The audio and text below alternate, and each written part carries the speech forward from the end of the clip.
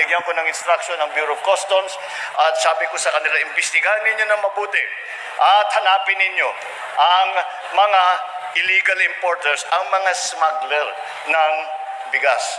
Nung nagtaasan ang presyo ng bigas, ay tinitignan namin saan nanggagaling ito. Hindi naman nagkulang ang supply.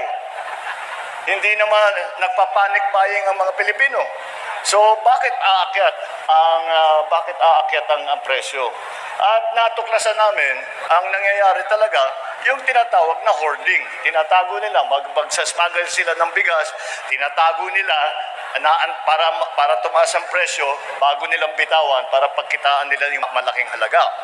Kaya sabi ko, hindi dapat mangyari yun dahil hindi naman tama, dahil pinahihirapan ng taong bayan para lang kumita, para lang magpayaman.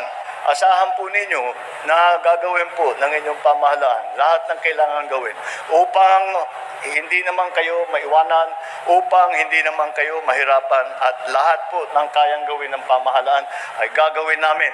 Yan po ang aming trabaho, kaya po tayo nandito para tulungan kayo.